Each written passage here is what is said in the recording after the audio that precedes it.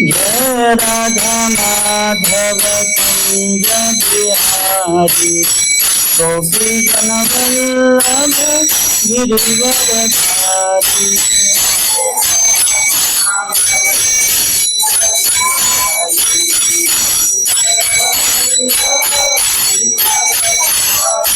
जय राधा माधव कुंज बिहारी गोपी जन वल्लभ गिरिवरधारी।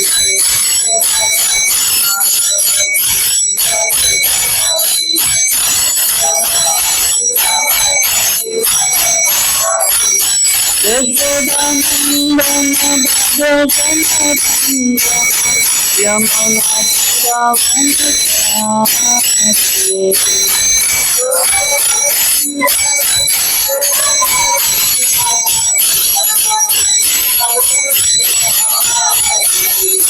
यशोदानंदन भज जनार्दन यमुना तीरावन चारि।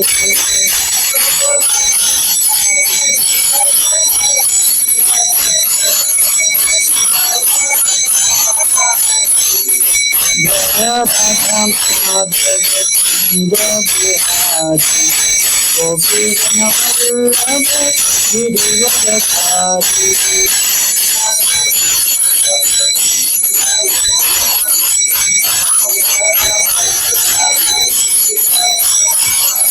जय राधा माधव कुंज बिहारी गोपी जन वल्लभ गिरिवरधारी।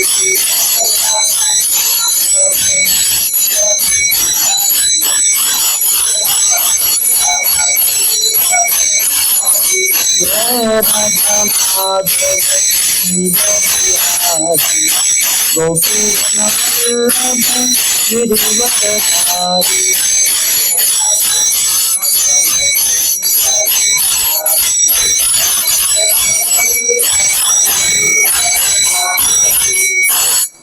श्री हरिनाम संकीर्तन की, श्रील प्रभुपाद की जय, श्री गुरुदेव की जय, अनंत कोटि वैष्णव वृंद की जय। ओम नमो भगवते वासुदेवाय।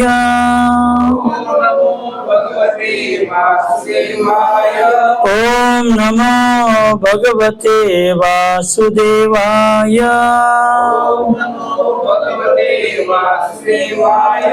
ओम नमो भगवते वासुदेवाय। नारायणं नमस्कृत्य नरं चैव नरोत्तमं देवीं सरस्वतीं व्यासं ततो जयम् उदीरयेत्।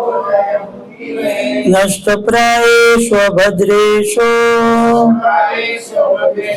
नित्यं भागवत सेवया भगवते उत्तम श्लोके भक्तिर्भवति नैष्टिकी। कृष्णाय वासुदेवाय देवकी नंदनाय च नंदगोपकुमाराय गोविंदाय नमो नमः।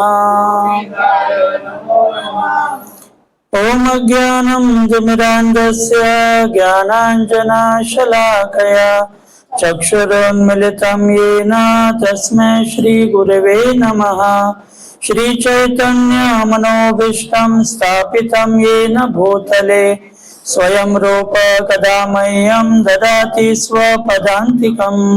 वन्देऽहं श्रीगुरो श्रीयुतपदकमलं श्रीगुरुन् वैष्णवांश श्रीरूपं साग्रजातं सहगणा रघुनाथान्वितं तं सजीवं साद्वैतं सावधूतं परिजनसहितं कृष्णचैतन्यदेवं श्रीराधा कृष्णपादां सहगणा ललिता श्रीविशाखान्वितांश नमो विष्णुपादाय कृष्णपृष्ठाय भूतले श्रीमते भक्तिवेदांत स्वामिनिति नामिने नमस्ते सारस्वते देवी गौरवाणी प्रचारिणे निर्विशेष शून्यवादी पाश्चात्य देशतारिणे हे कृष्ण करुणा सिंधु दीनबंधो जगत्पते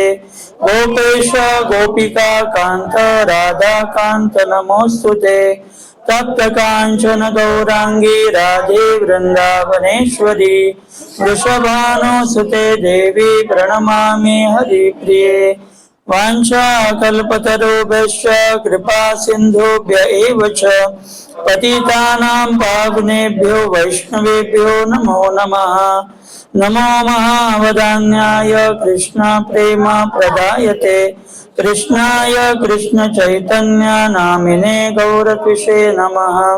जय श्री कृष्ण चैतन्य प्रभु नित्यानंद श्री अद्वैत गदाधर श्रीवासादि गौर भक्त वृंद हरे कृष्णा कृष्णा कृष्णा हरे हरे हरे राम राम राम हरे हरे। मुखं करोति वाचालं पंगुं लंघयति गिरिं यत्कृपातमहं वन्दे श्रीगुरुं दीनतारिणं परमानन्दमाधवं श्रीचैतन्येश्वरम् यत्पादपल्लवयुगं विनिधाय कुम्भद्वन्द्वे प्रणाम समय सगणाधिराज विघ्नान् विहन्तमलमस्य जगत्त्रयस्य गोविन्दमादिपुरुषं तमहं भजामि। गुरुवे गौरचन्द्राय राधिकाय तदालये कृष्णाय कृष्णभक्ताय तदभक्ताय नमो नमः।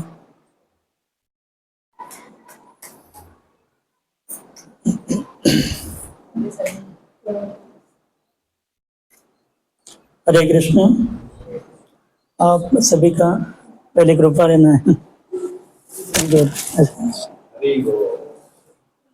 तो ऐसे कहा जाता है, उद्धव जी भागवत में कहते हैं कि उद्धव जी स्वयं भगवान के वस्त्र पहनते थे, स्वयं नहीं सिलाते थे दूसरा टेलर से। भगवान के महाप्रसादी वस्त्र, भगवान की माला और सब उच्चिष्ट भगवान का लेते थे। और वो कहते हैं कि इस प्रकार से वो माया के ऊपर विजय प्राप्त करते हैं। तो आप सभी वैष्णव इस प्रकार से हार डालते हैं भगवान का, जिससे कम से कम इतने समय तक तो माया के प्रभाव से मैं बच पाऊँ। तो आप सभी वैष्णवों का बहुत बहुत धन्यवाद और आप आशीर्वाद प्रदान कीजिए, जिससे मैं आज का जो विषय है दुर्गा देवी भगवान की बाह्य ऊर्जा या बहिरंगा शक्ति, इसके ऊपर चर्चा कर सकूं। तो दुर्गा का अर्थ क्या है? दुर्ग यानी क्या है? किला, जिसको फोर्ट बोलते हैं। दुर्ग यानी किला, जिसके साइड में ऊंची ऊंची दीवारें रहती है और बैरिकेडिंग रहता है, अनेक सैनिक रहते हैं और शस्त्र रहते हैं उनके साथ। तो उसके अंदर लोग रहते हैं, या राजा के या प्रजा भी। उसी प्रकार से ये भौतिक जगत भी क्या है? एक दुर्ग है। लेकिन यहाँ बड़ी बड़ी दीवारें नहीं है या बैरिकेडिंग नहीं है और पुलिस नहीं है इतना हर एक को सुरक्षा के लिए, लेकिन फिर भी यहाँ से कोई भागता नहीं कैदी। यही आश्चर्य है। ये क्या है? इस भौतिक जगत भी एक प्रकार का जेल है। वो जेल में बहुत सारी सुरक्षितता होती है और लोग रहते हैं, गार्ड रहते हैं, और फिर भी कैदी कभी कभी भाग जाते हैं।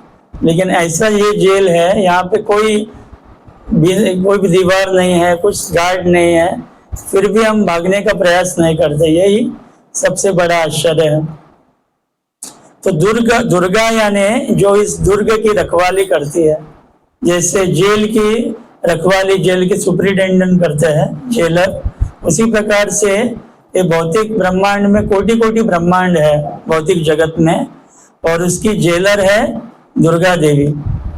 तो दुर्गा देवी जो है भगवान की बहिरंगा शक्ति है, भगवान की अनंत शक्तियां हैं, लेकिन उनमें से 3 को कहा गया है प्रधान है। एक है चित शक्ति यानी आध्यात्मिक शक्ति, दूसरी है बहिरंगा शक्ति, आध्यात्मिक यानी अंतरंगा, और बहिरंगा यानी बाह्य, और तीसरे हम सभी जीव शक्ति, हम सभी जीव तत्व के विस्तार है, भगवान की जो जीव शक्ति है। तो इस प्रकार से हम अभी इस किले में हैं, बहिरंगा शक्ति के प्रभाव में है। हर एक जीव यहाँ पे भौतिक जगत में दुर्गा देवी के इस देवी धाम में है, इसको देवी धाम भी कहते हैं। तो ब्रह्म संहिता में वर्णन आता है, गोलोक नामनी निज धामनी तले च तस्य देवी महेश हरिधाम सुतेषु तेषु तेथे प्रभाव निचया विहिताशयेन गोविंदमादि पुरुषम तमहम भजामि। तो ब्रह्म संहिता में ब्रह्मा जी वर्णन करते हैं कि गोलोक धामनी निज धामनी तले च तस्य, गोलोक वृंदावन नाम का भगवान का निज धाम यानी स्वयं का घर है। जैसे हमारे हर एक का स्वयं का घर रहता है, तो हमारा वो निज धाम है, उसी प्रकार से भगवान का स्वयं का घर है गोलोक वृंदावन, और ये है, इसको देवी धाम कहते हैं। तो ये देवी धाम के ऊपर है महेश धाम यानी कैलाश, भगवान शिव निवास करते हैं, और उनके ऊपर है हरिधाम यानी कोटि कोटि वैकुंठ है, जहाँ पर भगवान विष्णु स्वयं कृष्ण ही विष्णु के रूप में विस्तारित है। और ऐसे कोटि वैकुंठ में एक है गोलोक वृंदावन। तो हम सोचिए कितना दूर है अभी गोलोक वृंदावन से, और कहाँ हमें जाना है।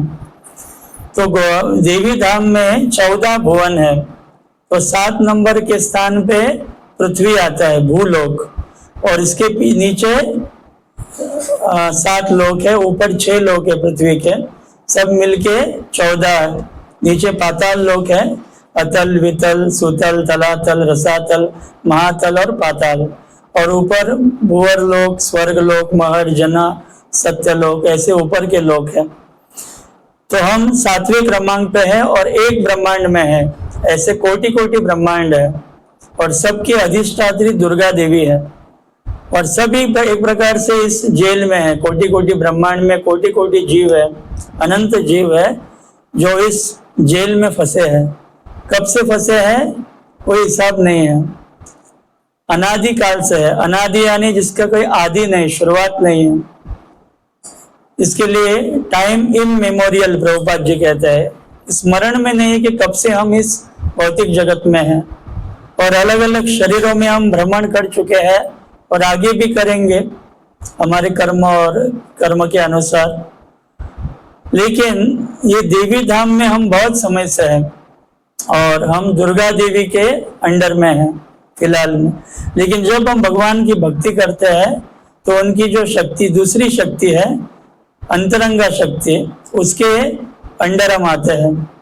जैसे श्रीमती राधा रानी है, भगवान की अंतरंगा शक्ति है, जिसे आह्लादिनी शक्ति कहते हैं, और योग माया भी राधा रानी की शक्ति है। तो योग माया है आध्यात्मिक जगत में है, और इस जगत में वही महामाया के रूप में है। तो यहाँ दुर्गा देवी जो है वो महामाया के रूप में है। आध्यात्मिक जगत में राधा रानी सर्वोच्च सर्वश्रेष्ठ है, लेकिन उसके सभी विस्तार है लक्ष्मी, सभी वैकुंठों में लक्ष्मी के रूप में वो विस्तारित है। जैसे श्री कृष्ण सर्वश्रेष्ठ है, लेकिन उनके विस्तार सब विष्णु तत्व है, उसी प्रकार से राधा रानी उनकी सर्वोच्च शक्ति है, उनकी सभी विस्तार है लक्ष्मी देवियाँ, और द्वारका में सभी रानियाँ, और इस भौतिक जगत में सभी जो और देवी भी जितनी देवियाँ हैं वो भी विस्तार है उनके। और ये दुर्गा देवी भी राधा रानी का ही अंश विस्तार है। जैसे श्री कृष्ण के अंश विस्तार है शिव या शंकर, उसी प्रकार से राधा रानी के विस्तार है दुर्गा देवी। तो इस प्रकार से दुर्गा देवी जो है हमें कंट्रोल करती है, हर एक को हमें वो उन्होंने कंट्रोल किया है। ये शरीर भी जो मिला है उसके द्वारा ही मिलता है हमें। श्री श्री जगन्नाथ बलभद्र सुभद्रा महारानी सुदर्शन की जय, गुरु परंपरा की जय, श्री प्रभुपाद की जय। तो इस प्रकार से ये शरीर जो हमें मिला है ये प्रकृति के द्वारा मिला है। तो प्रकृति को अंग्रेजी में मदर नेचर भी कहते हैं हम। तो ये प्रकृति यानी कौन है? दुर्गा देवी, जिसे माया भी कहते हैं। उसका एक नाम है माया। माया का अर्थ क्या है? जो दिख रही है लेकिन नहीं है, जो भ्रम में डालती है। प्रभुपाद जी माया इस शब्द का ट्रांसलेशन करते हैं इल्यूजरी एनर्जी या इल्यूजरी पोटेंसी। इल्यूजन यानी भ्रम में डालना। जैसे एक जादूगर है, वो दिखाता है कभी कभी ताजमहल है, वो एक पर्दा रखता है और लोगों को बोलता है कि थोड़ा आँख बंद करो, और ऐसा पर्दा हटाने के बाद तुरंत ताजमहल गायब हो जाता है। फिर से बाद में पर्दा डालता है, देखा तो फिर से ताजमहल है। उस प्रकार से माया देवी जो है हमें इस भौतिक जगत में एक प्रकार से मोह में बांध के रखती है, माया में। तो हम कौन है वास्तविक? हम कौन है? हम कौन है? शरीर है? आत्मा है। हम भूल जाते हैं, देखिए कितना समय लगा जानने के लिए कि हम कौन है। तो हम शरीर नहीं, आत्मा है। और केवल आत्मा नहीं, भगवान के नित्य दास है, भगवान के अंश है। वैसे तो माया, थोड़े लोग आदि शंकराचार्य के जो फॉलोअर है वो भी कहते हैं कि हम आत्मा है, लेकिन वो ऐसे नहीं कहते कि हम श्री कृष्ण के दास है। लेकिन हम वैष्णव जो है, हमें आगे कहना है कि हम केवल आत्मा नहीं, लेकिन हम दास दासानुदास, भगवान श्री कृष्ण के अंश है, उनके दासों के दास है। तो इस प्रकार से लेकिन ये हम भूल जाते हैं बहुत बार। हमें लगता है कि ये 5 तत्वों से बना हुआ शरीर ही हम है। तो ये माया देवी ने हमें शरीर दिया है ब्रह्मा जी की मदद से। और जब महाविष्णु भी जीवों को इस भौतिक जगत में छोड़ते हैं, आत्माओं को, तो वो दृष्टिक्षेप करते हैं प्रकृति पे, और उनके नेत्रों से शिव तत्व प्रकट होता है जो इस प्रकृति को गर्भस्थ करता है, जिससे हम सभी जीवों को शिवजी और दुर्गा, पार्वती या प्रकृति, उसके द्वारा जन्म मिलता है। तो वो भी हमारे माता पिता है एक प्रकार से, शिव और पार्वती।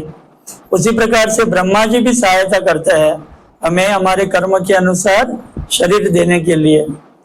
तो ये सभी हमारे माता पिता है, लेकिन सबसे हमारे परम पिता है भगवान कृष्ण। भगवान गीता में कहते हैं सर्व योनिषु कौन्तेय मूर्तय संभवन्ति व तासाम ब्रह्म महद योनिर अहम बीज प्रदापिता। कि सभी योनियों का बीज प्रदा करने वाला पिता मैं हूँ। तो इस प्रकार से भगवान हमें इस शरीर को देते हैं इन मीडियम के द्वारा, माध्यमों से, जिसके कारण हम हमारी जो इच्छा वो पूर्ति कर सके। और जब मनुष्य शरीर जब हमें मिले, इसके द्वारा हम उनको प्राप्त करने का प्रयास करें। क्योंकि 80 लाख प्रकार के जो शरीर है, पशु पक्षी पेड़ मछली कीट पतंग, उसमें भगवान को हम नहीं जान सकते। केवल इस मनुष्य शरीर में भगवान को जानने की बुद्धि हमारे पास है। तो ये हमें दुर्गा देवी ये शरीर देती है, जिसके द्वारा हम कार्य करते हैं, कुछ भी भक्ति भी करते हैं तो भी इस शरीर के द्वारा करते हैं। लेकिन सबके कंट्रोलर है भगवान कृष्ण, उनके द्वारा ही हमें ये वो प्रदान करती है। तो इसके लिए भगवान गीता में कहते हैं देवी ऐशा गुणमयी मम माया दुरत्यया, कि ये जो शक्ति है माया, ये मेरी शक्ति है, लेकिन पार करने के लिए अत्यंत कठिन है। मामेव ये प्रपद्यन्ते मायाम एताम तरन्ति थे। लेकिन कोई अगर मेरी शरण ले, भगवान कहते हैं, तो ये माया को वो पार कर सकता है। तो इस प्रकार से हम सभी ने इस दैवी प्रकृति की शरण ली है। और वो कैसी है? गुणमयी है। 3 गुण उसके अंदर प्रदान है, सतोगुण, रजोगुण और तमोगुण। तो इस 3 गुणों का प्रभाव ये माया के 3 शक्तियां है या लक्षण है। तो हम सभी 3 गुणों के प्रभाव में रहते हैं। और हमें गुण यानी रस्सी भी अर्थ होता है, तो हमें ये बांध के रखती है। ये गुण हमको इस भौतिक जगत में बांध के रखा है। और साथ में आवरणात्मिका शक्ति, माया देवी की शक्ति है 3, वो भी 3 है। आवरणात्मिका प्रक्षेपात्मिका और विक्षेपात्मिका। आवरणात्मिका यानी वो हमें कवर करती है, आत्मा को ढक देती है। आवरण, जैसे बारिश में हम रेनकोट डालते हैं तो हम ढक जाते हैं रेनकोट के अंदर, उस प्रकार से ये कवर डालते हैं जिससे हम ढक जाते हैं, आत्मा का स्वरूप ढक जाता है। तो हमें क्या लगता है कि हम ये शरीर है, हम आत्मा को भूल जाते हैं, हम आत्मा है करके। इसको आवरणात्मिका या अविद्या कहते हैं। अविद्या यानी आत्म स्वरूप को भूल जाना। और अस्मिता यानी क्या? देह को ही स्वयं को मानना, ऐसे समझना कि हम एक तो आत्मा यानी हम आत्मा है करके भूल जाना, और ये देह यानी हम है ये मानना, इसको अस्मिता कहते हैं। तो प्रक्षेपात्मिका शक्ति क्या करती है? हमको खींचती है इस भौतिक जगत में नीचे, बहुत नीचे लेके जाने का प्रयास करती है। और भक्ति में आने के बाद भी बहुत बार हमें बाधा आती है जप करने में, नियम पालन में, तो इसको विक्षेपात्मिका कहते हैं। भक्ति करने के बाद भी ऐसे नहीं कि माया से हम छूट गए, उसमें से भी हम उसका अटैक हो सकता है हम पे। तो प्रश्न उपस्थित होता है कि ये भगवान की शक्ति है और राधा रानी का अंश अवतार है, फिर भी जीवों को भ्रम में क्यों डालती है? क्यों इस जगत में हम मोह में पड़ते हैं? तो मुख्य कारण है हम स्वयं पढ़ना चाहते हैं, हम स्वयं स्वतंत्र रूप से भोक्ता बनने का प्रयास करना चाहते हैं, हमें स्वामी बनना है। इसके लिए माया देवी भी वैसी व्यवस्था करती है कि अगर तुम्हें स्वामी बनना है तो गोलोक वृंदावन में या वैकुंठ में हम नहीं बन सकते, क्योंकि वहां भगवान ही स्वामी है। लेकिन यहाँ पर तुम आओ तो यहाँ स्वामी बनने का प्रयास करो। लेकिन हम कितना भी प्रयास करेंगे तो यहाँ स्वामी नहीं बन सकते। इसके लिए बार बार हमें तकलीफ उठानी पड़ती है। जन्म, मृत्यु, जरा, व्याधि, ये 4 चीज से हमें गुजरना होता है। हमारा जन्म होता है, बहुत तकलीफ होती है शरीर में भी और जन्म के बाद भी, और हमारी मृत्यु निश्चित है शरीर की, और बीच में बुढ़ापा और अनेक रोग, ये सभी फिक्स है। तो ये सबको गुजरना पड़ता है। कितना भी बड़ा व्यक्ति हो, कितना भी बड़ा पोस्ट हो, उसके पास कितना भी धन हो, लेकिन जन्म, मृत्यु, जरा, व्याधि उससे वो छूट नहीं सकता जब तक वो भगवान का या भक्ति का आश्रय न ले। और 3 प्रकार की क्लेश देती है माया या दुर्गा देवी। उसके पास एक त्रिशूल है, हम देखते हैं उसका जो फोटो या मूर्ति पे त्रिशूल रहता है। तो शूल यानी जो 3 उसके पॉइंट रहते हैं, तो ये 3 पॉइंट त्रिशूल के जो है वो 3 प्रकार के क्लेश हमको वो देती है। आदि भौतिक यानी बाकी जीवों के द्वारा तकलीफ होती है। कभी मच्छर आके काटता है, या हमारे पड़ोसी हमसे झगड़ा करते हैं, या हमारे रिश्तेदार ही कुछ बैर करते हैं, तो ये आदि भौतिक क्लेश है। और आदि दैविक यानी बहुत बारिश होती है, जैसे हम देखते हैं उत्तराखंड, पंजाब में बहुत बारिश हुई, तो बहुत जगह पे बहुत नुकसान हुआ, लोगों की हानि हुई, जीवित हानि हुई। तो ये देवताओं के द्वारा हमें क्लेश मिलता है। या कभी कभी बारिश ही नहीं होती, अकाल पड़ता है, सूखा पड़ता है, वो भी देवताओं के द्वारा दिया हुआ क्लेश है। और आध्यात्मिक क्लेश कौन सा है? शरीर और मन का क्लेश। शरीर में रोग है, क्योंकि शरीर रोगों का घर है, तो समय समय पे रोग शरीर में उत्पन्न होते रहते हैं। और मन के द्वारा क्लेश यानी मनस्थिति हमारी ठीक नहीं रहती, हमारी बुद्धि ठीक से काम नहीं करती, ये मन के द्वारा दिया हुआ क्लेश।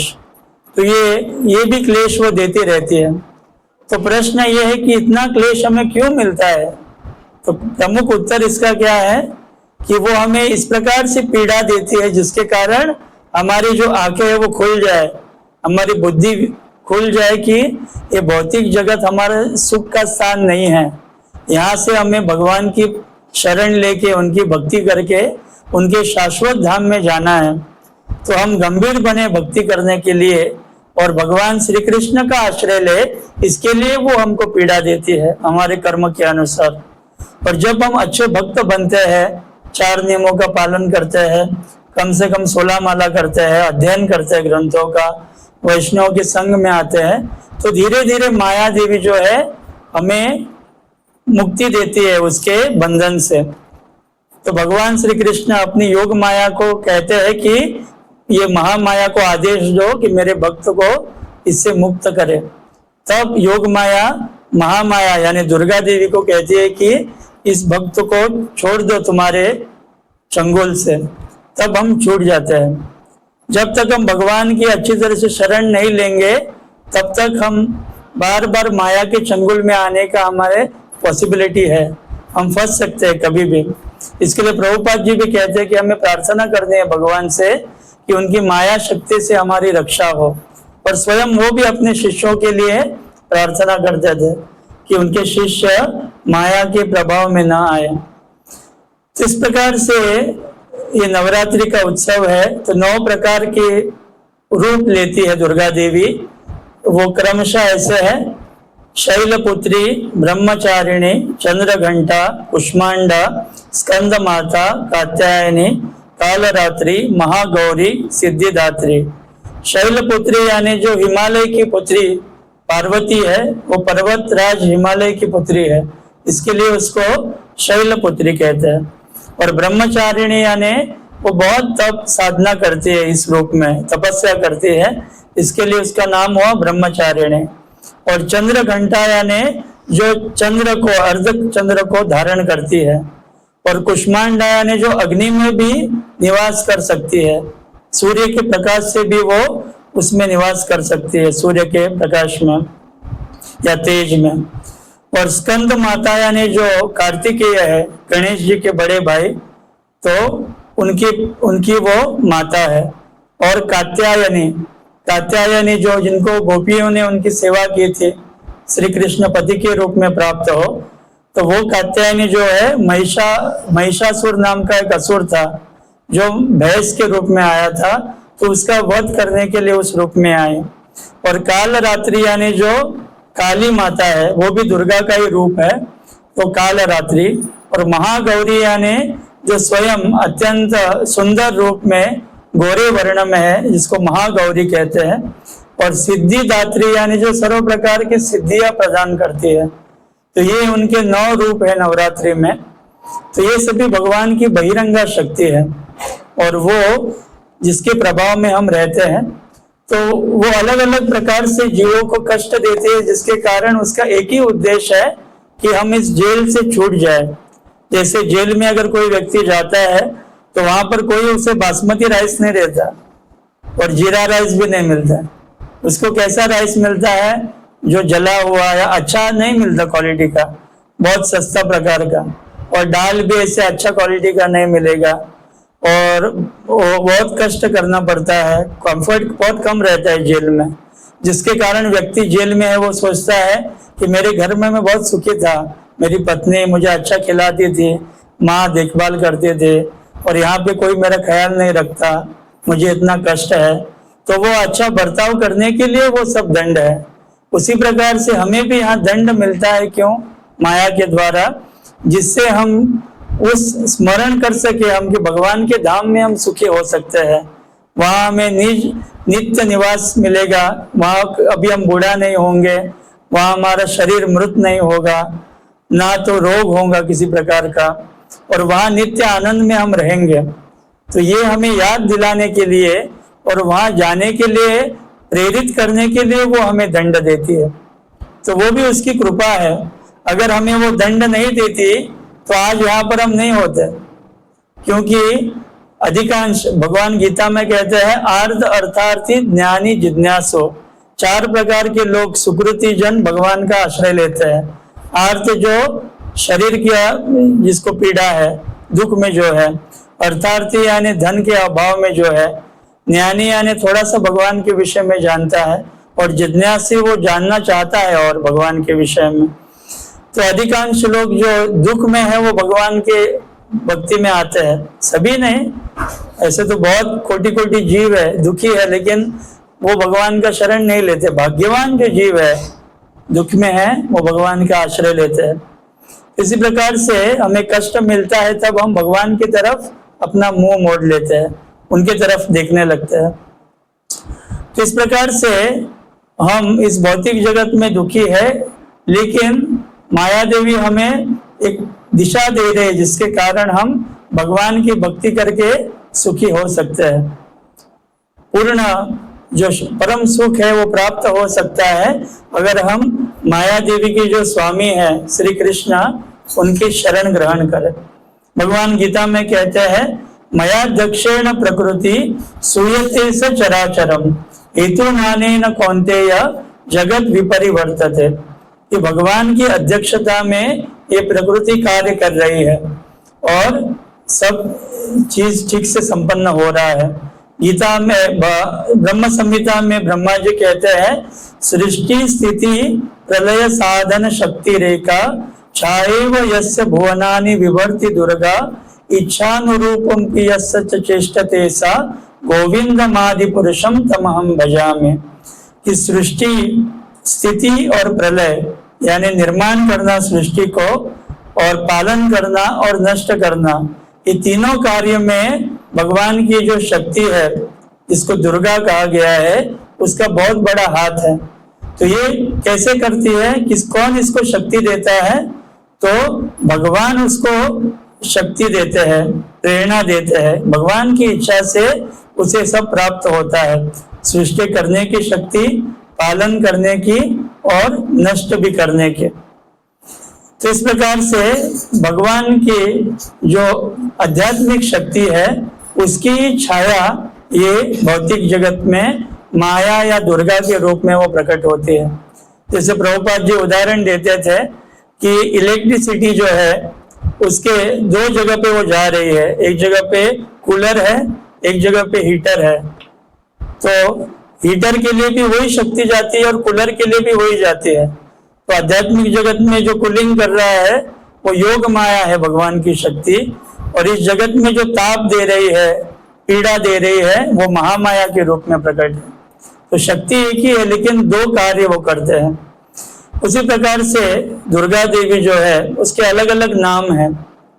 जब भगवान प्रकट होने से पहले बलराम जी प्रकट हुए थे तो देवकी माता के गर्भ से उन्होंने रोहिणी माता के गर्भ में बलराम जी को स्थानांतरित किया और उन्होंने ये कार्य दुर्गा देवी को दिया, योग माया को।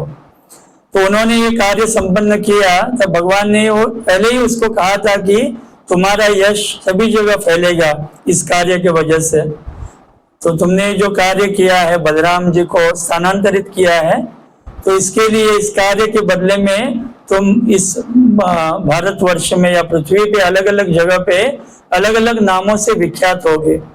जैसे कोल्हापुर में महालक्ष्मी है, या कन्याकुमारी जो है साउथ में, तो ये कन्याकुमारी भी दुर्गा देवी का रूप है, या नारायणी, या वैष्णव देवी जो है वैष्णवी, ये भी सब दुर्गा देवी के विस्तार रूप है। तो अलग अलग जगह पे वो प्रख्यात हुए, भागवत में वर्णन है इसका अलग अलग नामों का, और उन्होंने ये कार्य संपन्न किया। और साथ में श्री कृष्ण भी जब जा रहे थे वसुदेव के द्वारा यमुना क्रॉस करके गोकुल गए रात के समय, तो वहां पर यशोदा माता ने दो बच्चों को जन्म दिया था। एक श्री कृष्ण थे, वृंदावन में भी श्री कृष्ण प्रकट हुए, मथुरा में तो प्रकट हुए, लेकिन साथ में उसी समय यशोदा माता के पास नंद वृंदावन में गोकुल में भी श्री कृष्ण प्रकट हुए, मूल श्री कृष्ण। तो ये जो वसुदेव कृष्ण है उस मूल श्री कृष्ण के, नंद नंदन कृष्ण के स्वरूप में विलीन हो गए। और उनके साथ एक पुत्री थी, वही योग माया है, उनको साथ में लेके आए वसुदेव। और जब वो अपने कारागार में आए कंस के, तो वहां पे जब कंस को पता चली बात, वो रात को आया, उसने देखा पुत्री का जन्म हुआ है, तो उसने सोचा विष्णु ने रूप बदल के पुत्री बन गया है, तो मारने के लिए उसने जब उठाया उसको तो आकाश में उड़ गई वो, और अष्टभुजा रूप में प्रकट हुई दुर्गा के रूप में। और उन्होंने कहा कि हे मूर्ख कंस, तुम्हारा मारने वाला कहीं पे जन्म ले चुका है। दुर्गा देवी को पता था कि गोकुल में है, लेकिन बात छुपा के उन्होंने कही कि कहीं पे वो जन्म ले चुका है और वो तुम्हारा काल बनेगा। तो कंस की जो आराध्य देवता वही दुर्गा थी, दुर्गा देवी का भक्त था कंस, कंकाली देवी का, लेकिन इतना बुद्धू था, इतना भगवान को भी नहीं जान पाया, उन पर ही आक्रमण करने लगा। तो इतना भक्त होने पर भी देवी का उसको ये बुद्धि नहीं प्राप्त हुई। तो इसके लिए गीता में भगवान कहते हैं कि जो देवी देवताओं के उपासक है वो अल्प मेधसा है, कम बुद्धिवान है, उनकी ज्यादा बुद्धि नहीं होती, क्योंकि वो छोटी छोटी चीज मांगते हैं देवताओं के पास। तो ये सब छोटी छोटी चीज जो छोड़ के जाने वाले हम हैं और जिसमें कोई सुख नहीं है, ऐसी चीजों के पीछे अधिकांश जगत के लोग पड़े हैं। तो हम देखते हैं इन नवरात्रि के दिनों में भी लोग बहुत सारा चढ़ावा चढ़ाते हैं, उपवास करते हैं और बाद में देवी से क्या मांगते हैं कि धनम देहि और यशम देहि और जयम देहि, क्या क्या मांगते हैं। और ये भी मांगते हैं रूपम देहि। अभी रूप कैसे मिलेगा, बाकी जो कुछ मिल सकता है। एक आदमी का अगर रूप अलग है तो अच्छा रूप बनाने के लिए उसको नया जन्म लेना पड़ेगा, तो फिर से जन्म लेना का सिलसिला चालू है। लेकिन लोग ये समझते नहीं और तुच्छ भोगों के पीछे देवताओं की उपासना करते हैं। तो देवता भी क्या सोचते हैं कि ये व्यक्ति कितना कितना होशियार है, कितना बुद्धि लगा रहा है कि ये भौतिक जगत के सुख के लिए हमारे पीछे पड़ा है। तो वो भी उस पर मन से प्रसन्न नहीं होता। जब तक व्यक्ति भगवान का भक्त नहीं बनता, कोई देवी देवता मन से प्रसन्न नहीं होते। केवल वो कुछ देते हैं अपने उपासक को, वो भी बहुत मात्रा में नहीं देते, थोड़ा सा कुछ देते हैं। लेकिन भगवान कृष्ण ऐसे है कि वो सर्वोच्च चीज हमें देते हैं। कोई व्यक्ति उनका आश्रय अगर ले तो हम अगर उनको सरसों के दाने के समान दे रहे हैं तो पर्वत के समान वो देखते हैं हमको, इतना बड़ा मुझे दिया है, और वो बहुत गुना मात्रा में देते हैं। बहुत भक्तों को देके भी भगवान ने दिखाया है, जैसे प्रहलाद महाराज, ध्रुव महाराज और सुदामा, अनेक भक्तों को बहुत मात्रा में भगवान दिया।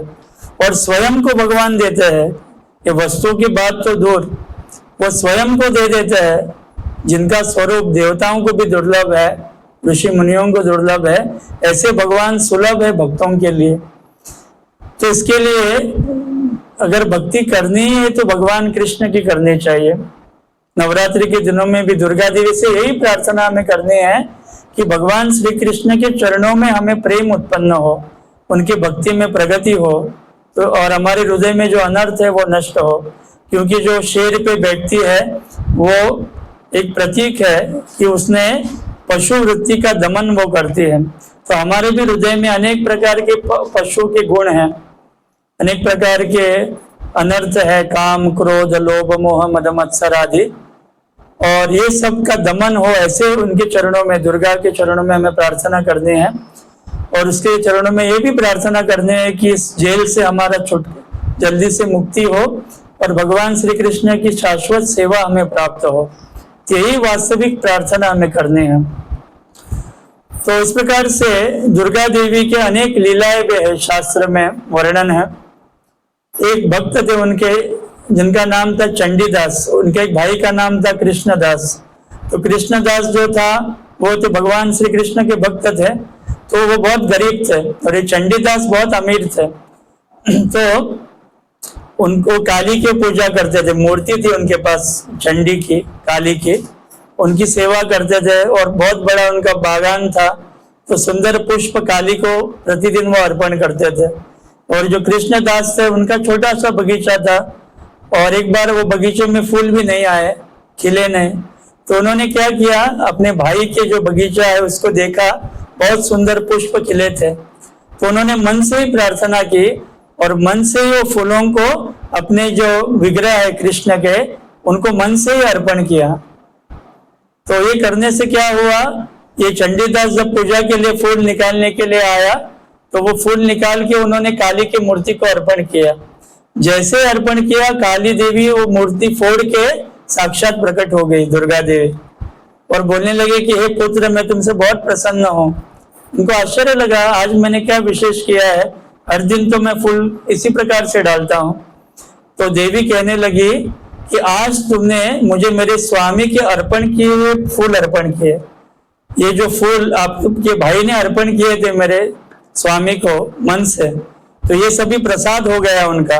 तो ये जब श्री कृष्ण का महाप्रसाद तुमने मुझे अर्पण किया, तब उससे मैं प्रसन्न हो गया और वो मूर्ति से बाहर आई। तो इससे हम देख सकते हैं कि कितने देवी प्रसन्न होती है, देवी देवता, जब कोई कृष्ण को कुछ अर्पण करता है और बाद में उनको प्राप्त उनको देता है। ऐसे अनेक उदाहरण हैं। जैसे एक भक्त थे जड़ भरत नाम के, तो वो भगवान के महान भक्त थे, लेकिन ऐसे रहते थे कि पागल जैसे और गूंगे बहरे जैसे रहते थे। वो क्यों ऐसे रहते थे? जिसके कारण लोग उनको परेशान न करे और वो भगवान की भक्ति साधना करते रहे, उनका ध्यान करते रहे। तो एक बार जंगल से जा रहे थे तो कुछ डाकुओं ने उन्होंने पकड़ा उनको, और वो भद्रकाली डाकुओं की देवी थी भद्रकाली, उनको अर्पण करने के लिए जड़ भरत को लेके आए। तो जड़ भरत ने कुछ प्रतिकार नहीं किया, चुपचाप उनके साथ गए और उनको रखा गया बलि देने के लिए मूर्ति के सामने भद्रकाली के। तो जैसे ही वो तलवार से उनका गला काटने वाले थे डाकू का जो व्यक्ति थे, तो तब से मूर्ति से भद्रकाली प्रकट हो गई। वहां पर भी मूर्ति फोड़ के आई और उन्होंने क्या किया, अपने पास तलवार और जो कुछ शस्त्र थे सभी अपने अनुयायियों को ही मार दिया। वो सभी देवी के उपासक थे भद्रकाली के डाकू, लेकिन सबको मार दिया देवी ने। क्यों? कि ये कृष्ण भक्त की रक्षा करने के लिए। जड़ भरत श्री कृष्ण के भक्त थे, तो उनकी रक्षा करने के लिए उन्होंने ऐसा कार्य किया और वो बहुत प्रसन्न थी जड़ भरत के ऊपर। उसी प्रकार से हम देखते हैं कि दुर्गा देवी जो पार्वती है, वो शिव जी के साथ बैठ के घंटों भागवत सुनती रहती है, भागवत की कथा श्रवण करती रहती है और शिव जी उनको कथा सुनाते रहते हैं। अपने स्वामी विष्णु कृष्ण भगवान की कथा हमेशा महादेव सुनाते रहते हैं। शिव जी को और दूसरा कोई काम नहीं है, वो हमेशा कथा सुनाते हैं और भगवान का मुख से नाम लेते रहते हैं और भगवान को बार बार प्रणाम करते रहते हैं। यही कार्य है शिव जी का। और वो अपने साथ अपने पत्नी को बिठा के भागवत करते हैं। और एक बार ऐसी कथा चल रही थी और कैलाश में कथा चल रही थी और पार्वती सुन रही थी। तो शिव जी जब कथा कर रहे थे तो वहां पर एक पेड़ पे तोता बैठा था। तो पार्वती को बीच में नींद आ गई थोड़े से, जैसे हमें भी होता है, कथा में हम सो जाते हैं, तो ऐसे वो सो गए थोड़े समय के लिए। तो ये जो तोता था वो आवाज करता था। शिव जी भी आंख बंद करके कथा सुना रहे भगवान की लीला है, तो ये आवाज कर रहा था तोता करके। तो पहले तो ध्यान नहीं गया, वो ध्यान मग्न थे शिव जी, लेकिन एक बार उनका ध्यान टूटा, देखा तो ये उनकी पत्नी सो रही है और तोता पेड़ के ऊपर जो है आवाज कर रहा है। तो इनको गुस्सा आ गया, त्रिशूल लेके और तोते के पीछे दौड़े और ये तोता आगे आगे जा रहा था, शिव जी जा रहे मारने के लिए पीछे। तो वो कहाँ पहुंचा? व्यास देव की कुटीर में, जहाँ पे उनकी पत्नी के उन्होंने प्रवेश किया मुख से, और वही आके सुखदेव गोस्वामी बने। वो तोता जो था वो पहले तो 12 साल तक गर्भ के बाहर नहीं आए। हो जब भगवान श्री कृष्ण को बुलाया गया, व्यासदेव ने लेके आए श्री कृष्ण को, और श्री कृष्ण ने जब कहा उनको कि तुम चिंता मत करो, मेरी माया का प्रभाव तुम पे नहीं होगा, तुम गर्भ से बाहर आओ, तभी सुखदेव गोस्वामी आए। और आने के बाद घर में नहीं रुके, वो वन में चले गए। लेकिन कब लौट के आए? जब व्यासदेव ने भागवत के 2 श्लोक अपने शिष्यों के द्वारा उन्हें सुनाए। एक श्लोक में भगवान के सुंदर रूप का वर्णन है और दूसरे में भगवान की असीम दया, जिसमें पुतना जैसे राक्षसी को उन्होंने माता का स्थान दिया। तो भगवान की दया और सौंदर्य का वर्णन थोड़ा सा जब सुना सुखदेव गोस्वामी ने, वो जंगल से लौट के आए और पूरी भागवत उन्होंने सुनी अपने पिता व्यासदेव के द्वारा, और बाद में उन्होंने भागवत का प्रचार किया परीक्षित महाराज को।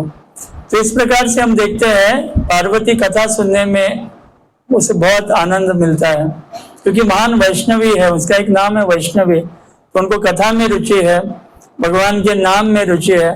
तो विष्णु सहस्त्र नाम वो गाती थी, भगवान के जो 1000 नाम है वो पार्वती हर दिन पढ़ती थी, गाती थी। तो एक बार शिवजी ने उनको कहा, राम रामेति रामेति रमे रामे मनोरमे सहस्त्र नाम तुल्य राम नाम वरानने, कि भगवान का राम का एक नाम कैसा है कि सहस्त्र नाम, विष्णु के 1000 नाम के बराबर एक राम नाम का महत्व है। तो तुम एक बार भी राम कहोगी हे पार्वती, तो तुम्हें लाभ मिलेगा 1000 विष्णु के नाम का। तो इस प्रकार से राम नाम की महिमा शिवजी ने पार्वती को सुनाई। उसी प्रकार से महाप्रसाद की भी महिमा पार्वती के द्वारा प्रकट होती है। जब नारद मुनि एक बार वैकुंठ गए थे, तो उन्होंने लक्ष्मी देवी के चरणों में प्रार्थना की कि आपके स्वामी नारायण का जो उच्चिष्ट है, जो महाप्रसाद है, मुझे चाहिए। तो लक्ष्मी जी ने कहा कि ये आसानी से प्राप्त नहीं होगा, फिर भी मैं कोशिश करूंगी। तो एक बार उसको थोड़ा सा महाप्रसाद प्राप्त हुआ तो उन्होंने वो नारद मुनि को दिया। तो नारद मुनि ने वहीं पे वो ग्रहण किया और वो भाव विभोर हो गए, वो नाचने लगे, आनंद में रोने लगे और गाते हुए गए, जा रहे थे, ब्रह्मांड में भ्रमण कर रहे थे। तो जैसे कैलाश के ऊपर से जा रहे थे आकाश मार्ग से नारद मुनि, तो शिव जी ने देखा कि नारद मुनि आज विशेष प्रसन्न है। क्या हुआ उनको? उनको बुला के लेके आए और उनको पूछा कि आपके आनंद का क्या कारण है। तो नारद मुनि ने कहा कि बहुत बड़ा सीक्रेट है, फिर भी मैं आपको बोलूंगा कि मुझे बहुत प्रयत्न के बाद थोड़ा सा महाप्रसाद मिला, विष्णु का उच्चिष्ट मिला, तो वो मुझे खाने से इस प्रकार से मेरी दशा हुई है। तो शिव जी ने कहा कि मुझे भी वो चाहिए, मुझे भी थोड़ा सा दे दो। तब देखा तो नारद मुनि ने कहा कि मैं सब कुछ खा गया, मेरे पास कुछ बचा नहीं है। तो उनके हाथ को थोड़ा सा प्रसाद लगा था, तो वो थोड़ा सा प्रसाद शिव जी ने खाया। खाने के बाद वो भी नाचने लगे, तांडव करने लगे। जो प्रलय के समय तांडव करते हैं शिव जी, ऐसे तांडव से कैलाश हिलने लगा और लगने लगा कि अभी कैलाश जो है वो गिर सकता है, कुछ भी हो सकता है। तो शिव जी क्या ये देख के, मूड देख के पार्वती वहां पे आए और उन्होंने उनको शांत किया और बोलने लगे, आपको क्या हुआ? अभी तो प्रलय का समय नहीं है, आप ऐसे नाच रहे हैं। तो उन्होंने कहा कि मुझे आज महाभाग्य से भगवान विष्णु मेरे स्वामी का उच्चिष्ट मिला है नारद मुनि के द्वारा, वो खाने से मेरी ऐसी अवस्था हो गई। तो पार्वती कहने लगी कि मुझे भी वो चाहिए। तो शिव जी ने कहा कि मुझे बहुत कम मिला और जो बचा था मैंने खा लिया। तो पार्वती बहुत नाराज हो गई। तो इतना नाराज हो कि शिव जी बहुत मनाने का प्रयास कर रहे थे, फिर भी वो प्रसन्न नहीं हो रहे थे। जैसे हम भी देखते हैं कभी कभी पत्नी रूठ जाती है तो पति को बहुत प्रयत्न करने पड़ते हैं उसको मनाने के लिए। उसी प्रकार से बहुत मनाने के बाद में नहीं हुई, तब तक भगवान विष्णु वहां पर प्रकट हुए और भगवान विष्णु ने कहा कि हे देवी, आप चिंता मत करो, मैं जगन्नाथ के रूप में पृथ्वी पे अवतार लूंगा और मेरे मंदिर के पीछे तुम्हारा मंदिर बनेगा और तुम विमला देवी के रूप में वहां पर निवास करोगी और मुझे जो भोग अर्पण होगा वो मेरे ग्रहण करने के बाद महाप्रसाद के रूप में तुम्हें अर्पण किया जाएगा। ये सुनने के बाद पार्वती बहुत प्रसन्न हुई और उन्होंने कहा कि मैं भी ऐसा व्यवस्था करूंगी कि ये जो महाप्रसाद जो आपका मुझे मिलेगा वो सभी जीवों को प्राप्त हो, जितने भी जीव पुरी में आए उनको भी, और सभी पशु पक्षी और जो भी भाग्यवान जीव है उनको ये महाप्रसाद मैं देने का प्रयत्न करूंगी। इस प्रकार से पार्वती ने जो भगवान की महाप्रसाद की महिमा भी प्रकट की। तो इस प्रकार से हरि नाम की महिमा, हरि भगवान का प्रसाद, हरि कथा, ये सब पार्वती जो वैष्णवी है दुर्गा देवी, उन्होंने ये प्रकट किया।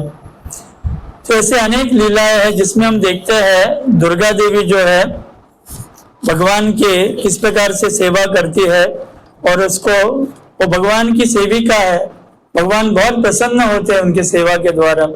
जब कलयुग में चैतन्य महाप्रभु जो साक्षात श्री कृष्ण है, राधा कृष्ण का जो मिलित अवतार है, वो गौरांग के रूप में, चैतन्य महाप्रभु के रूप में नवद्वीप में प्रकट होता है। तो पार्वती और शिव जी भी रहते हैं, जहाँ जहाँ भगवान की लीला स्थली है वहां पर वो निवास करते हैं उनकी सेवा के लिए। तो एक बार पार्वती ने शिव जी से परमिशन मांगी कि मैं चैतन्य महाप्रभु के अवतार को देखना चाहती हूँ, उनके प्राकट्य के पहले। तो ये कलयुग का कौन सा अवतार है वो मुझे देखना है। तो शिव जी ने उनको मंत्र दिया। कौन सा मंत्र? गौरांग गौरांग गौरांग, ये मंत्र दिया। तो पार्वती देवी बैठ के जप करने लगी, गौरांग गौरांग गौरांग गौरांग। ये जप करने से एक समय में साक्षात वहां पे चैतन्य महाप्रभु प्रकट हुए, जिनका गौर वर्ण था। गौर का अर्थ है पिघला हुआ सोना, शुद्ध सोना जब पिघलाते हैं तो जदंग है उसको गौर कहते हैं। तो ये गौर वर्ण के चैतन्य महाप्रभु उनके सामने प्रकट हुए। तो ये देवी जो है पार्वती, उन्होंने क्या किया, उनके चरणों की धूली थी, चरण कमल की, वो धूली को अपने मस्तक पे लगाया। तो स्त्रियों के ये यहाँ पे मस्तक पे जिसको ये रेशा रहती है उसको सीमंत कहते हैं। तो वहां पर उन्होंने ये चरण कमल की धूली लगाई, जिससे वो देवी का नाम हो गया सीमंतिनी देवी। और आज भी उस स्थान को सीमंत द्वीप कहते हैं। जो नवद्वीप में 9 द्वीप है उसमें से एक द्वीप है सीमंत द्वीप। और हमारा जो मंदिर है इस्कॉन का जगन्नाथ मंदिर है, और ये जो विग्रह है ये ओरिजिनल विग्रह वहां पर है, राजापुर जिसको कहते हैं। तो ये सेम विग्रह वहां पर मुख्य मूल है, उसके रूप प्रतिरूप यहाँ पर है। ये जो हम दर्शन कर रहे हैं ये राजापुर में ही रूप में है भगवान। तो वो मंदिर के पीछे ही सीमंतिनी देवी का मंदिर है, और वहां पे देवी बैठी है और सामने चैतन्य महाप्रभु खड़े हैं, दोनों की विग्रह है। तो वो सीमंत द्वीप वहां पे ये लीला हुई। तो इस प्रकार से दुर्गा देवी जो है अलग अलग लीलाएं संपन्न करती है, जिससे भगवान की सेवा वो कर सके। तो उसका बहुत बड़ा योगदान है इस भौतिक प्रकृति को संभालने के लिए। ये सब जीवों का वो पालन पोषण कर रही है, यहाँ पर हम सब है, और यहाँ में दंड भी देती है हमारे कर्म के अनुसार। लेकिन उसकी इच्छा ये भी है कि यहाँ से हम निकले, लेकिन कब निकल पाएंगे? जब हम सीरियस भक्त बनेंगे। जब तक हम सीरियस नहीं बनेंगे, तो ऐसे कहते हैं शास्त्र में कि जो व्यक्ति दुर्गा देवी की उपासना करता है लेकिन भौतिक वस्तुओं के पीछे पड़ा है, तो प्रसन्न हो कि दुर्गा देवी उसको क्या वर देती है कि इसी भौतिक जगत में बार बार तुम्हारा जन्म हो। तो ये बहुत बड़ा घाटा है वैष्णव के लिए कि थोड़ा सा भौतिक कुछ ऐश्वर्य मिलेगा, लेकिन बार बार क्या मिलेगा? जन्म होगा, बूढ़ा होंगे हम, मृत्यु मिलेगी और अनेक रोग मिलेंगे और 3 प्रकार के क्लेश मिलेंगे। तो ये घाटे का सौदा है।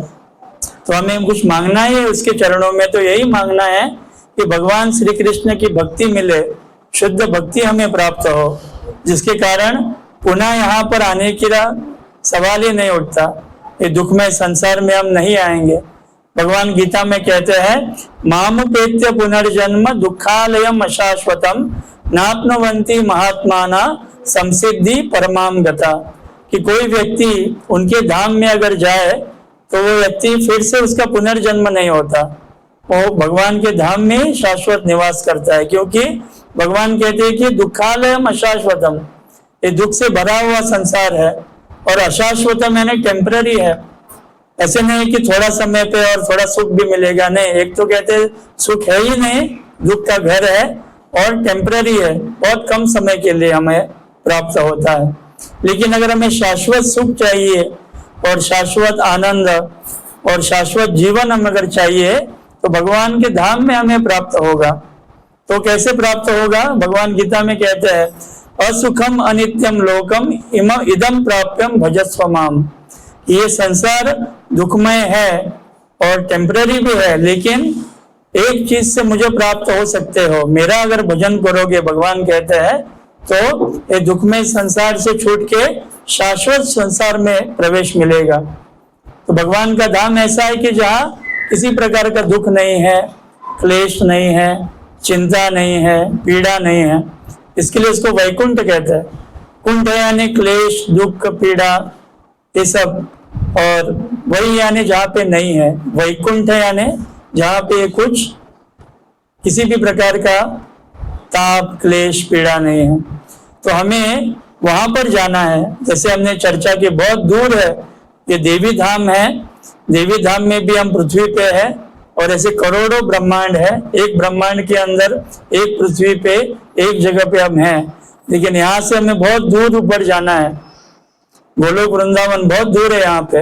यहाँ से 14 भुवन पार करके ब्रह्म ज्योति, जहाँ पे ब्रह्म ज्योति को पार करके विरजा नदी है, और विरजा नदी को पार करके कैलाश और भगवान के वैकुंठ लोक है। वहाँ कोटि कोटि वैकुंठ में एक गोलोक वृंदावन स्थान है। तो वहाँ किसी भी प्रकार का एरोप्लेन, सुपरसोनिक हो, कैसा भी हो, नहीं जा सकते हम।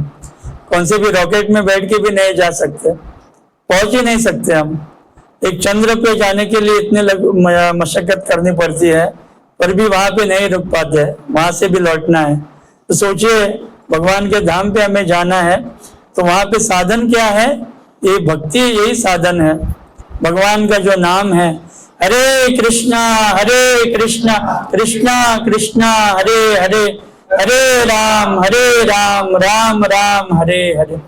तो ये गोलोकियरा प्रेम धन हरि नाम संकीर्तन, ये गोलोक वृंदावन से भगवान लेके आए हैं, अपने निज धाम से भगवान ये महामंत्र लेके आए हमारे लिए। तो ये बहुत ही दुर्लभ अवसर है, कोटि कोटि जन्मों के बाद हमें ये मौका मिला है मुख से हरिनाम लेने का, कान से भगवान की कथा सुनने का, आंखों से भगवान का दर्शन करने का, जीवा से भगवान का महाप्रसाद स्वीकार करना, भक्तों का दर्शन सेवा करना, ये बहुत बहुत जन्मों के बाद हमें मिला है। ये साधारण सुकृति से तो प्राप्ति नहीं हो सकता।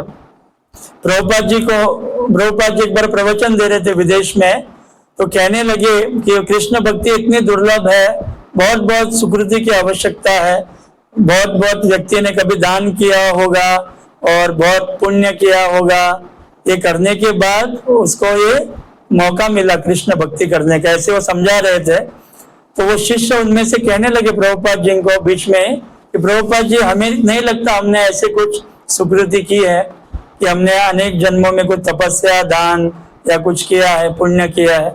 तो प्रभुपाद हंस के बोले कि तुम्हारा जो भाग्य है तुम्हारे सुकृति से नहीं हुआ है, इसको मैंने बदला है।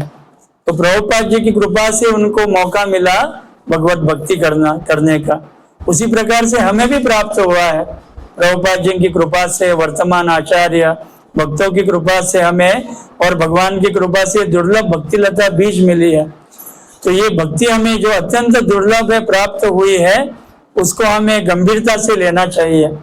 4 नियमों का पालन करना है और कम से कम 16 माला जप हमें करना है, जिससे हम इस देवी धाम से छूट सकेंगे, भगवान के धाम को प्राप्त करेंगे। नहीं तो हमारा छुटकारा संभव नहीं है, आसानी से छूट नहीं सकते, क्योंकि स्वयं चैतन्य चरितामृत में कहा गया है कि ब्रह्मा जी के दिन में एक बार चैतन्य महाप्रभु श्री कृष्ण एक बार आते हैं, और एक दिन में उस समय में अगर कोई व्यक्ति इस आंदोलन में भाग मिलता है, उसको वो फायदा नहीं उठा रहा है, तो उसको अगले दिन में मौका मिलेगा ब्रह्मा जी के। सोचिए एक दिन ब्रह्मा जी का कितना बड़ा है, 4,32,000 वर्ष है, यानी एक चतुर्युग है, एक युग है। ऐसे 4 युग कितना है, 43,20,000 वर्ष। उसको 1000 से मल्टीप्लाई करो, 432 करोड़ वर्ष एक दिन है, और 432 करोड़ वर्ष की एक रात है ब्रह्मा जी की, यानी 864 करोड़ वर्ष के बाद फिर से मौका मिलेगा। तो अगर हम भक्ति में सीरियस नहीं हो रहे, भक्ति नहीं ले रहे जीवन में, तो सोचिए चैतन्य महाप्रभु अगले बार आने वाले हैं, अगले ब्रह्मा जी के दिन में, तो 864 करोड़ वर्ष वेटिंग करना पड़ेगा हमको। तो अभी मौका है, जो कुछ है अभी करके लेना है।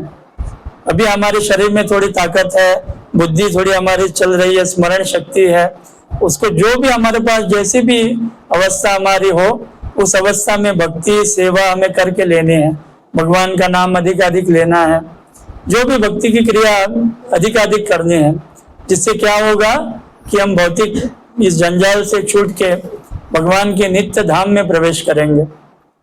जैसे प्रभुपाद जी एक श्लोक का वर्णन करते हैं, अकामो सर्व कामो वा मोक्ष कामो उदारधि तीव्रेन भक्ति योगेन यजेता पुरुषा परम। किसी के हृदय में कोई कामना ना हो, भक्ति कामना, जैसे प्रहलाद महाराज, जैसे नरसिंह भगवान ने उनको पूछा था कि तुम्हारा क्या इच्छा है, मैं पूर्ण करना चाहता हूँ। तो वो कहने लगे प्रहलाद कि मैं कोई व्यापारी नहीं हूँ आपसे बिजनेस करने के लिए, तो इसके लिए मेरी कोई भौतिक कामना नहीं है, और अगर आप कुछ देना ही चाहते हैं तो ऐसा वर दीजिए कि मेरे हृदय की सभी भौतिक कामना न रहे या नष्ट हो, या कोई भौतिक कामना न रहे। तो इसको अकाम कहते हैं। तो भक्त जो है अकाम रहते हैं, उनकी कोई भौतिक कामना नहीं रहती। और अगर कोई सर्व काम, कोई व्यक्ति उसकी कामना है ना, इच्छा, उसकी बहुत सारी भौतिक इच्छाएं है, ये चाहिए वो चाहिए, जो दिखता है उसको वो सब चाहिए लग रहा है, तो ऐसे व्यक्ति जिसको कर्मी कहते हैं वो भी भक्ति कर सकते हैं। और मोक्ष काम यानी जिसको मोक्ष की इच्छा है, मुक्त होने की इच्छा है, ऐसे इनको मोक्ष कामी कहते हैं। तो ये अकामो सर्व कामो वा मोक्ष कामो उदारधि, कोई भी व्यक्ति हो, सभी कामना से युक्त हो या मोक्ष की कामना हो या कोई कामना न हो, भक्ति हो, उसने तीव्रता से भक्ति करनी चाहिए। गंभीरता से भगवान की शरण लेनी चाहिए और भगवान नाम का जप करना, कथा सुनना, सब नियमों का पालन करना, ये करते करते हम भगवान को संतुष्ट कर सकेंगे और अंततो गत्वा भगवान के धाम में हमें प्रवेश मिलेगा, भगवान के नित्य लीला में। इस प्रकार से ये दुर्गा देवी का वर्णन हमने संक्षिप्त में सुना। ऐसे अनेक उनकी लीलाएं भी है, लेकिन समय का अभाव है। तो हमें अगर प्रार्थना करनी है दुर्गा देवी के चरणों में तो यही करनी है कि शुद्ध भक्ति हमें प्राप्त हो भगवान श्री कृष्ण के चरणों में, और हमारे हृदय के अनर्थ वो नष्ट करे और इस जेल से हमें छुड़वाए। इस जेल में हम अनादिकाल से फंसे हैं, तो ये दुर्ग से हमारी मुक्ति होके शाश्वत धाम हमें प्राप्त हो भगवान श्री कृष्ण के चरणों में, उनकी शाश्वत सेवा हमें प्राप्त हो।